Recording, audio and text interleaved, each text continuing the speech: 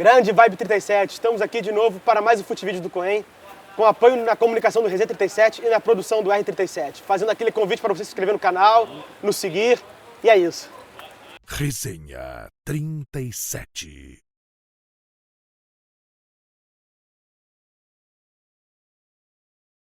O Futevídeo do Coen aterrissou hoje em Bangu, relembrar uma época clássica do futebol carioca, e não só do futebol carioca, da cultura carioca.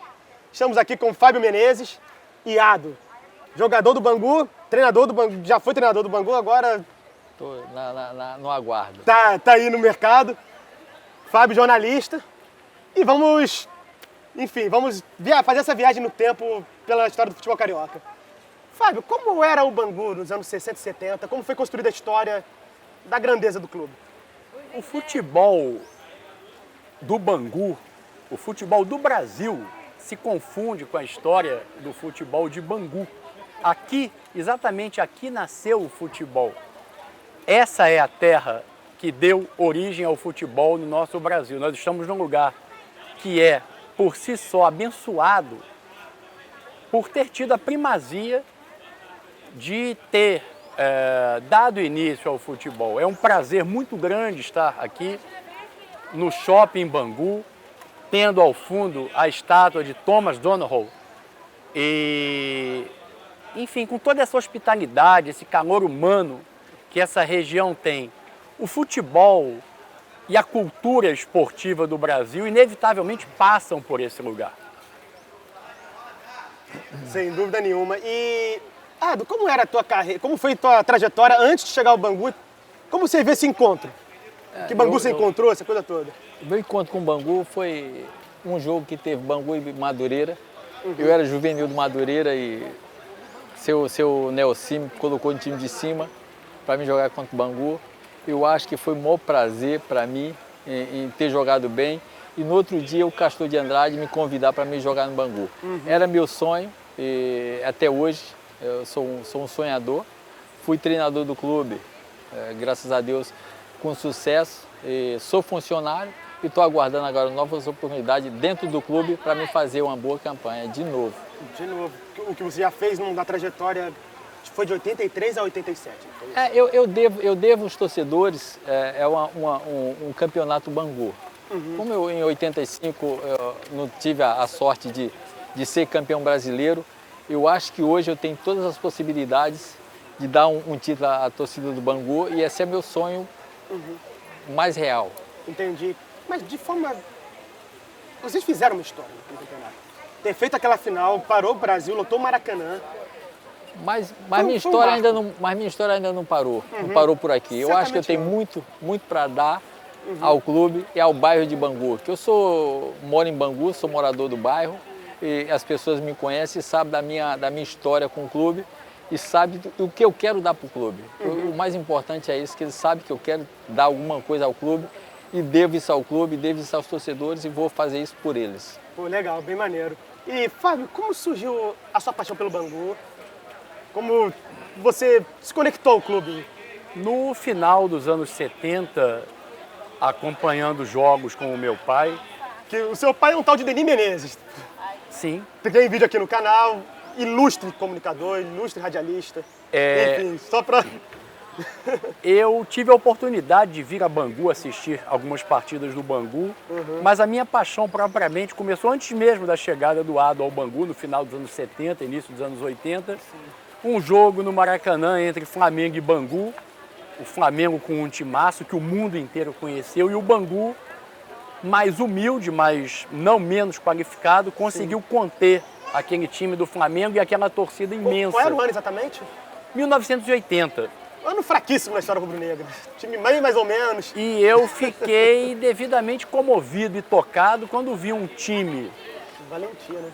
Valente, como você disse, com uma torcida pequena, mas animada, colorida. Eu falei, não, esse time me tocou. Eu não tenho mais como torcer para outro time de futebol no mundo sem ser pelo Bangu. A emoção me tomou conta, a bravura daquele time que conseguiu conter o Flamengo, para mim... A era Castor começa quando exatamente? O grande time que o Bangu teve em 85 efetivamente começou no início de 1983.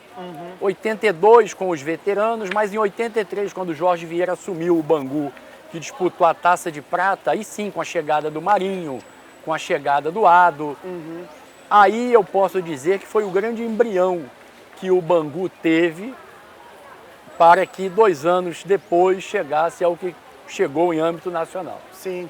E você era um torcedor muito próximo às coisas que aconteceram no clube na época, né? Eu felizmente tive a oportunidade de acompanhar tudo aquilo de muito perto e de ter uma memória satisfatória, privilegiada sob alguns aspectos, de me recordar de jogos, de figuras, de jogadores, de treinadores, enfim. Isso me alegra, me emociona demais, porque talvez eu tenha sido uma testemunha da época mais viva do Bangu, ainda que não tenha sido coroada com os títulos que nós sonhávamos, eu vi talvez aquilo que o Bangu pôde produzir de mais interessante.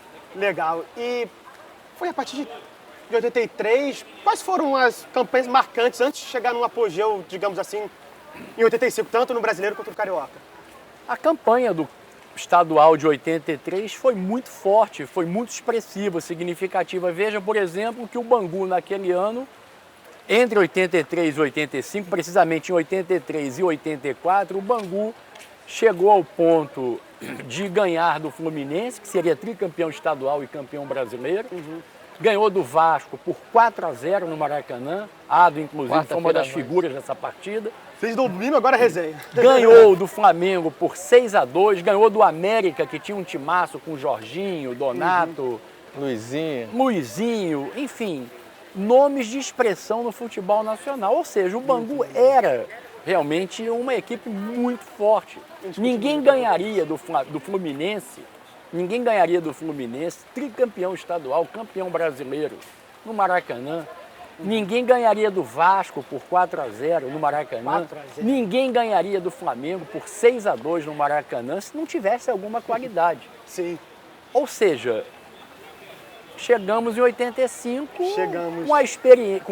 com aquela vivência de grandes partidas, de grandes resultados, imaginando que 85 seria o ano do Bangu, sobretudo na final com o Curitiba, no dia 31/7 de 85, e meses depois, no dia 18 de dezembro, na final do campeonato estadual com o Fluminense. Enfim, dois cada de polêmica. E mudou o estatuto desse campeonato, porque era 2 jogos. Um em Curitiba e um no Rio. E só fizeram um jogo, e só botaram um jogo no Maracanã. Só que em 2 jogos seria bem interessante, porque se jogasse hoje, eu vou falar a verdade, se jogasse hoje 10 vezes, a gente ganharia do Curitiba 10 vezes, porque a nossa equipe era bem melhor e a equipe do Curitiba fez um gol de falta e não deu mais um chute em gol. Fez aquele jogo... um jogo... Quem estava jogando por um resultado ali. Pelo resultado, que era um empate, para levar o empate para a prorrogação. Na prorrogação seguraria o resultado. E a gente teve um gol do Marinho, que ninguém fala sobre esse gol, que o Bandeirinha até correu para o meio de campo. E o Romualdo... Hoje eu já sinto falta do VAR. Por que o VAR? Hoje eu acho que o VAR beneficia muitas equipes em termos de VAR, por quê? Tem muitos gols, tem muitas jogadas no futebol hoje. Se não fosse o VAR, muitas equipes perderiam jogos se não tivesse essa tecnologia hoje tão avançada, que fez com que hoje você não vê uma equipe argentina, Paraguai, Uruguai fazer o que eles faziam. Porque você, na nossa época, não poderia ficar sendo marcado por um jogador uruguai ou paraguai individual, porque eles te batiam com a mão. Pô. Não, tem uma resenha, inclusive, na final da Libertadores que o Flamengo jogou, tem um zagueiro que jogou com uma pedra na mão. E Mário Souto. Nada acontecia. Hoje não pode. Valia tudo. Hoje não pode. Hoje, e até mesmo nos anos 90, quando as transmissões de 2000, com as transmissões melhores, mas, sabe? Porque você ia jogar no Paraguai, Argentina, você ia com medo dos jogadores. Hoje não. Hoje você vai para lá sabendo que o futebol brasileiro, eu queria falar isso para vocês, e uma oportunidade dessa de falar dos treinadores brasileiros, porque hoje você vê que estão atropelando os portugueses, os estrangeiros estão atropelando por causa dos dirigentes brasileiros, tem muitos treinadores brasileiros bons, de alto nível no futebol brasileiro. Vamos dar oportunidade os treinadores de trabalharem, porque eles sabem tudo de futebol. O Brasil agora há pouco ganhou uma medalha de ouro nas Olimpíadas. É treinador brasileiro. Porque a gente não valoriza isso que a gente tem de melhor, que é os treinadores brasileiros, estudiosos, são todos estudiosos e são todos grandes treinadores. Vamos voltar àquilo que era antes, mostrar que o futebol brasileiro é o melhor do mundo. Essas pessoas têm que é uma oportunidade de você estar fazendo essa filmagem com a gente hoje e a gente mostrar para as pessoas e para os torcedores que tem grandes treinadores brasileiros dentro do futebol brasileiro que está desempregado. Vamos dar novas oportunidades aos treinadores de novo. Tem realmente muita gente boa querendo mostrar serviço, inclusive gente nova também. Muita gente nova, muitos grandes treinadores. Suas trajetórias aí. Que alguns órgãos da imprensa estão tirando isso da mão dos treinadores brasileiros. Vamos dar credibilidade aos treinadores jovens brasileiros para que eles mostrem o talento que eles têm dentro de campo e fora de campo. Sim. Eles são trabalhadores. Estão dizendo que os treinadores brasileiros não gostam de trabalhar. Gostam de trabalhar. Dê oportunidade a eles de novo. Eu acho errado você pensar assim, colocar tal nacionalidade é uma garantia de qualidade ou nem tanto para um... Cada nome é um nome, sabe? Eu vou falar do Paulo Souza. Deixa eu falar do Paulo Souza. Vamos ver na prática. O Paulo Souza agora abriu um telão no centramento do Flamengo. Como é que o jogador brasileiro, 98% do jogador brasileiro é de baixa renda? De baixa renda. Eles vão aprender o que com o telão? Se ele já nasce de berço, o jogador brasileiro vem de berço, vem de berço. A parte tática, a parte técnica dos jogadores brasileiros já vem de berço, já nasce com ele. Vamos deixar o talento aflorar com os jogadores. Não é o treinador que vai mudar a sua cabeça. Eu acredito que comigo era assim, o treinador não mudaria a minha cabeça para me jogar de uma maneira, marcar Leandro, marcar Nelinho, os grandes jogadores que eu marquei. Eu sempre fui no meu pensamento, jogar e alegrar as pessoas que estão de fora, que é dar alegria aos torcedores. E eles não fazem isso hoje. Sim. Mas voltando ao time em si, como você vê a evolução ela acontecendo na prática? Porque a tua chegada coincide muito com o Bangu melhorando, né? Evoluindo para chegar ao patamar elevadíssimo que chegou em 85. Eu tinha um negócio comigo. Eu jogava, quinta-feira eu parava eu me concentrava nos jogos. Vamos jogar com São Paulo, em São Paulo. Eu quinta-feira me concentrava só nos jogos e a maneira que eu pretendia jogar e a maneira que eu ia agradar os torcedores. Eu não jogava para agradar o treinador, eu jogava para agradar os torcedores. Se os torcedores estivessem satisfeitos comigo naqueles primeiros 15 minutos, o restante do tempo dos jogos, eu fazia bem por quê? Porque eu estou agradando as pessoas que eu queria agradar e já estava pensando neles. Fora a parte da confiança, né? Eu tinha muita confiança em mim e eu hoje passo isso para os jogadores. Primeiro a confiança que você tem que adquirir e depois soltar para as pessoas que mais gostam de você, que é os torcedores. Sim, exatamente. Esses são os piores críticos do futebol, são os torcedores.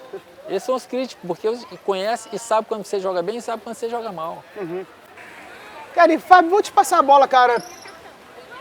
Como você viu aquela construção de 85 para de fato ser campeão e quais foram os jogos que te marcaram muito dessa sinergia? Como eu disse, a equipe começou a ser construída em 83 com o professor Jorge Vieira, na época em que o Ado chegou ao Bangu, em que o Marinho chegou ao Bangu, quando o Bangu disputou a Taça de Prata. A estreia foi aqui em Moça Bonita com o Guarapari, Bangu gol de 5-0. E Guarapari campeão capixaba no ano anterior. E ali, sim, eu posso dizer que começou a ser formado o grande time do Bangu de 2 anos depois. Com relação a 85 jogos que eu entendo como marcantes, claro, ganhar do Internacional em Porto Alegre, no Beira-Rio, sendo que o Bangu ainda jogava pelo empate, foi muito expressivo. Muito. Mas ganhar do Vasco 2 vezes em uma semana no Maracanã... O Vasco, aliás, tinha uma tradição de ser um freguês do Bangu nessa época. O Vasco por 4 anos não conseguiu ganhar do Bangu. Vasco que tinha Romário, que tinha Roberto Dinamite, Mauricinho e outros grandes jogadores. Enfim, Nas 2 vitórias com o Vasco da Gama, contra o Vasco da Gama no Maracanã, o torcedor já começava a pensar em alguma coisa. E eu me incluo entre eles, sem dúvida. Entendi. E a semifinal foi contra o Brasil de Pelotas, não foi isso? Semifinal com o Brasil de Pelotas, primeiro jogo em Porto Alegre, campo neutro, Bangu gol de 1-0, gol do Ado. Simples assim. Cobrança de escanteio. E no jogo de volta no Maracanã, Bangu gol de 3-1 com o Ado abrindo o marcador com um belo gol. Protagonista em 2 jogos fundamentais, né? Ado vivendo um momento simplesmente fantástico, que eu não tenho medo e não me falta coragem de compará-lo ao que o Marinho fazia. Marinho é o grande craque daquele Bangu. E aí chegamos pra final no Maracanã, né? Como... Uma coisa que muito se fala era a comoção carioca que se formou, lotar o Maracanã. Realmente todas as torcidas abraçaram, né? Sim, A ideia. o Rio de Janeiro se vestiu de vermelho e branco naquela noite do dia 31/7. E eu me recordo de um fato que fui ao jogo com o meu pai de carro, ele tinha um Corcel 2. E quando eu cheguei ao estádio, no antigo Maracanã, Saudoso Maracanã. antigo e saudoso, quando eu cheguei à arquibancada, a primeira coisa que eu vi foi uma faixa que o irmão do Ado fez em homenagem a ele, pro Ado. Foi a primeira coisa que eu vi. E depois eu comecei a prestar atenção, vi bandeiras de todos os times, faixas de todos os times, até a torcida do Volta Redonda tinha lá, apoiando o Bangu. Assim, ninguém poderia imaginar que o Bangu deixaria de ser campeão, impossível. Futebol. Pela campanha, enfim, pela comparação entre o Bangu e o Curitiba, o Bangu era indiscutivelmente muito mais forte que o Curitiba, ainda que o Curitiba tivesse uma equipe muito aguerrida, muito bem treinada, com jogadores de muita qualidade, o Bangu era mais solto, era um futebol mais alegre, que empolgava e com o qual o torcedor, de um modo geral, se identificava. Tanto que até hoje, com todo o respeito que eu tenho ao Curitiba, tenho grandes amigos que são torcedores do Curitiba, faço parte de grupos de torcedores do Curitiba e de torcedores do Atlético Paranaense, os próprios amigos admitem que o Bangu era muito forte. E tão interessante quanto isso, Marcelo, eu posso dizer a você, com todo o respeito que eu tenho ao Curitiba, é que até hoje as pessoas falam do Bangu vice-campeão, não falam do Curitiba campeão. Ainda teve o tal do lance do Marinho, para lá de discutir. Do lance do Marinho, que o Romualdo anulou o gol, que o Bandeirinha Correu pro meio? correu para o meio de campo. Eu estava, enfim, muito próximo, eu vi o lance. Para mim, nunca houve impedimento naquilo, mas, enfim. É futebol. E agora, do futebol. E mais grave ainda que isso foi na final do Carioca, né? A questão do Wright lá. Wright, que foi meu professor, eu tive a oportunidade de revê-lo em algumas ocasiões, enfim, posteriormente. Wright que trabalhou em 2 jogos do Bangu após a final de 85. Wright foi assistente, bandeirinha, na partida com o Curitiba no Maracanã 1-1 e foi árbitro de um jogo entre Bangu e Mogi Mirim pelo torneio Rio-São Paulo, Taça João Avelange. Enfim, o Wright foi bastante infeliz naquela noite do dia 18 de dezembro de 85. Assim como na entrevista que Assim aparece na série do como na Castor entrevista, ali. mas de qualquer forma é um amigo, foi meu professor, tenho muito respeito por ele, gosto muito da figura do José Roberto Wright, mas, professor, E para mim, errou. mim seria importante porque em menos de 3 meses eu seria campeão carioca.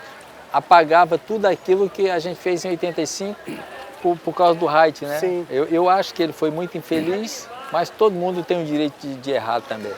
Sem Errar e dúvida. acertar. Ele errou, eu fiquei muito triste porque apagaria tudo aquilo que eu tinha feito em 85 no Brasileiro.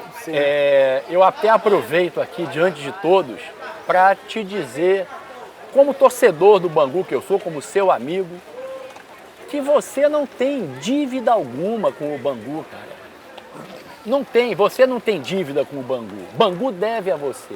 Você é casado com a filha do Luiz Alberto. Você mora em Bangu, você é identificado com Bangu. Quando nós chegamos aqui, Tratamento de quantas pessoas celebridade. vieram falar com você? Você não deve nada ao Bangu, nada. Você é uma figura que orgulha o torcedor banguense. Você é um orgulho Fábio, pro eu bairro. devo para mim, eu quero dar alguma coisa ao Bangu, porque é o clube do meu coração, é o bairro do meu coração, a mocidade é do meu coração. Você sabe que eu Conexão sou direta. torcedor da mocidade e aqui é uma festa. Bangu é uma festa. Bangu é uma festa eterna, eterna. constante. E as pessoas são muito Eu amo esse lugar, como você ama esse lugar. amigo nosso, são todos amigos nossos. Você vê que os torcedores sempre estão me cumprimentando e eu sou feliz por isso. Por isso que eu quero dar um presente a eles. Eu acho que eu devo isso a eles e ainda, se Deus quiser, com o tempo, quando a gente fazer algumas coisas que mude o estatuto do torcedor, a gente venha fazer com que eu volte de novo a trabalhar no clube de coração meu, que eu gostaria muito. E ainda dessa época é impossível não tocar na figura do Castor. Tudo que ele significava pro clube, pro dia a dia de vocês. Cara, como era trabalhar com o Castor de Andrade, resenhas, dia a dia, treinamento, o convívio no geral? A gente, quando jogamos com o Internacional, vamos voltar ao Internacional, quando a gente ia entrar em campo contra o Internacional tinha 80 mil lá no Beira-Rio. Sim. E o Castor falou assim, ó, vocês estão vendo a torcida do Internacional, tem 80 mil. Eu sou muito maior do que a torcida do Internacional. E aquilo ali contagiava os jogadores dentro do vestiário e a gente ficava realmente encorajado com as palavras que ele passava para a gente dentro do vestiário. E quando a gente saía, a gente não pensava em outra coisa, falava, não, a gente tem um torcedor forte, que é mais forte do que o Internacional. Por isso que a gente ganhava dos times. Ganhamos de 6 do Flamengo, a gente nunca perdemos para o Vasco, eu como jogador nunca perdi para o Vasco, perdi depois, porque enfraqueceu a equipe, mas a minha equipe nunca perdeu para o Vasco, por quê?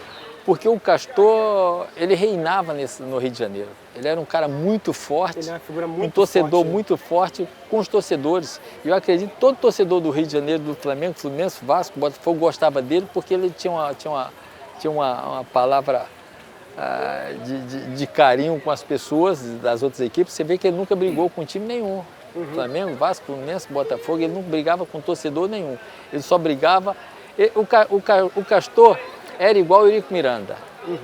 Só brigava pelo Vasco, Eurico Miranda, e o Castor só brigava pelo Bangu. É os dois dirigentes que eu nunca vi brigar contra as outras equipes.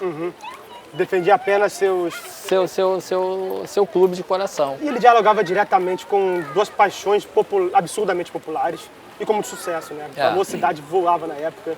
Com ele... Marcou a época com vários enredos ali. E ele era povão, né? É povão. Total. Você sabe que povão tem no coração das pessoas, tem sempre um lugarzinho, porque sabe que ele tá presente. Ele estava sempre presente. Sim, sim, com certeza. E até dá para falar também, você passou aquela época, em 87, você saiu do clube, né? Ele me vendeu, foi engraçado porque ele me vendeu para Portugal, rapaz. Eu achei engraçado porque a gente ficamos na final do Carioca, ficou Flamengo, Vasco, Fluminense e Bangu. E a gente estreamos contra o Vasco, foi quando ele perdeu para o Vasco de 4, não sei se foi de 3 ou 4-0. E ele foi em Portugal tentar me pegar emprestado para me jogar 3 jogos, e o clube realmente não me emprestou para me jogar esses 3 jogos pelo Bangu. Eu queria vir, era meu sonho jogar esses 3 jogos pelo Bangu. Ele queria que eu viesse para o Rio, para o Brasil, sem ser um clube me liberar, para mim chegar aqui ele tentar me contratar. Eu achei engraçado, mas eu fiquei muito feliz em ele fazer essa tentativa de contratação minha para jogar 3 jogos. Por quê? Porque eu sabia do amor que ele sentia por mim e eu queria retribuir a ele tudo aquilo que ele tinha feito por mim. Não foi possível, mas eu sou um cara realizado porque joguei com um cara que era muito honesto com as pessoas, com todos no clube. E principalmente mesmo com o clube de coração dele e meu também, né? Sim, com certeza. E aí, ao longo dos anos 90, ele acaba perdendo uma força que ele tinha anteriormente e, consequentemente, o Bangu também, né? E aí, você consegue viver essa realidade também nos anos 90. Você vota por 2 ocasiões, 94 e 8, não é isso? 97. 97. Eu voltei pro Bangu sem receber nada. Joguei mais ou menos um ano no Bangu com o Dr. Rubens Lopes, também é um cara que eu considero muito. Foi um cara que, quando eu preciso, procuro, ele me atende. Eu joguei por ele, joguei de graça e depois retornei de novo para jogar, mas com coração, não foi por dinheiro, foi com coração e pelo amor ao clube. Já numa outra realidade, qual era a grande briga do Bangu nessa época em campo? A briga era para contratar jogador que não tinha. Não tinha mais jogadores, a gente pegava jogadores desempregados que estavam sem mercado e vinha jogar no Bangu, e a gente ainda conseguia fazer algumas coisas com as categorias de base, que o Júnior era muito bom, tinha Edilson, Marcão, Serginho, tinha bons jogadores. Marcão volante do Fluminense, né? E montamos uma grande equipe com esses jogadores, e ainda ficamos em 5º lugar no Campeonato Carioca com esses jogadores. Foi muito importante para mim também jogar com eles. Bem legal, bem legal. E Ado, naquela época de ouro, vocês também jogaram uma Libertadores da América, né? Você teve experiência também no Inter, chegando numa final? Lá com o Bangu, a gente joga uma Libertadores, mas o Castor era época de festa. O Castor levou o torcedor, levou uma porção de gente para o primeiro jogo contra o Barcelona em Guayaquil. Jogamos em Guayaquil contra o Barcelona. E perdemos de 2-1, não sei se o Fábio lembra desse jogo, acho que foi 2-1, e perdemos para Desportivo Quito de 4-0. Depois o centroavante veio para o Botafogo, não fez sucesso aqui no Brasil, mas não tinha um glamour que tem hoje, a Libertadores. E depois eu fui muito feliz que eu fui para o Internacional e disputamos uma Libertadores, fomos finalistas, o Abel era o treinador, e já estava naquela crescente do Libertadores. Com os anos veio ficar esse sucesso que está hoje a Libertadores, e as equipes brasileiras estão dando muita importância à Libertadores. E o futebol brasileiro tem que ganhar todas porque é o melhor do mundo. Já está numa realidade bem próxima a isso. Entrou agora na realidade, porque o futebol brasileiro é o melhor do mundo, e a Libertadores já tinha que ter ganho há bastante tempo muitas equipes. E eu acredito que esse ano venha voltar para o Brasil de novo. Tem tudo para tal. Até pela realidade atual dos times, a disparidade é muito grande, tanto de técnicos quanto de elencos, financeira. Financeira, principalmente, é outra coisa. E os clubes estão realmente investindo na Libertadores. Isso é muito importante também para os jogadores brasileiros também. Mas, e depois de terminando a carreira, você acabou virando treinador, né? Cara, e fez uma bela campanha no Bangu 2019. Como se construiu isso? É o sonho de todo ex-atleta, né? Que vira treinador, e mais de um clube que você ama. E como eu tive essa oportunidade de treinar o Bangu, junto com a comissão que era de alto nível, a minha comissão era muito boa, Marcão, meu amigo, meu parceiro, e a gente conseguimos fazer uma equipe bem coesa, bem forte e bem unida, conseguimos chegar nas finais. Agora não estou treinando mais ninguém, mas estou aguardando, quem sabe no futuro bem próximo eu venha voltar de novo a fazer parte de novo do plantel que eu gostaria muito, que é levar o Bangu onde ele merece estar. Certamente vai conseguir, porque a campanha que você fez foi de 3º lugar, pegou uma semifinal, acabou perdendo uns detalhes ali pro Vasco. Foi algo bem marcante ali. Foi bem marcante, e para mim foi muito importante, porque eu queria também fazer parte de uma comissão que fosse vencedora. Eu sempre fui vencedor, e eu acredito que agora, com novas oportunidades, quem sabe se apareceu, se não surgir também, eu tenho muito tempo para aguardar ainda, e estou no aguardo. Certamente vai acontecer, cara. Se Deus quiser, certeza. se Deus quiser. E Fábio, vamos encerrar, lembrar de situações a mais que conduzam uma pessoa nova a torcer pro Bangu, resgatar essa história. Qual você acha que é o caminho? Títulos, ídolos, jogos marcantes, presença do torcedor com mais frequência, levado por um amigo, por um parente, enfim. Conhecer a história do clube por si só já é um motivo para qualquer um se apaixonar. O Bangu tem torcedores jovens que conhecem a história, que têm consciência da importância que o Bangu tem no cenário do futebol, por tudo aquilo que o Bangu construiu. O Bangu é indiscutivelmente um dos grandes clubes do futebol do Brasil. Sem dúvida nenhuma. Toda a história que você falou, inclusive no início da entrevista e tal, fora tudo que aconteceu nos anos 80. Você acha que a série que rolou agora do Castor de Andrade na Globoplay, resgatando muito claramente toda essa trajetória, você acha que pode dialogar com uma galera nova, resgatar essa coisa toda? Claro, sem dúvida alguma. De uma forma ou de outra, o Bangu foi pauta do Total. documentário. Protagonista, Independente de ter o nome do Dr. Castor de Andrade, o Bangu foi pauta de tudo aquilo. Tudo Bangu aquilo e Mocidade, passou por Bangu, passou pelo Bangu Atlético Clube, passou pela Mocidade. Ou seja, são vetores que fazem, que levam, que podem levar à criação, à formação de novos torcedores, sem dúvida alguma. Maravilha, então é isso. E agradecemos a audiência, muito obrigado a todos vocês, muito obrigado, Ado, muito obrigado, Fábio. Marcelo, muito obrigado por me proporcionar o prazer de voltar a Bangu, de reencontrar o Ado, enfim, a Jaqueline, esposa do Ado, filha do meu saudoso amigo campeão Campeão em 66. carioca de 66, Fica aqui. Luiz Alberto. Nada Bom te menos ver, que isso. Jaqueline. Sempre bom te ver. Muito maneiro, muito maneiro. Vem aqui para aparecer um pouquinho. Essa é minha Fundamentais filha, dos essa é minha bastidores filha, minha esposa, sobrinha, filha do Maravilhoso. campeão carioca. Aham. E feliz em estar aqui com vocês. Espero que surjam outras novas oportunidades para a gente falar do clube de coração meu e do Fábio, das pessoas que estão aqui no bairro. Foi muito legal, cara. Nesse clima maravilhoso de família, todo mundo reunido aqui. E esse é o retrato de Bangu. Esse é o retrato de Bangu. Grande abraço, valeu!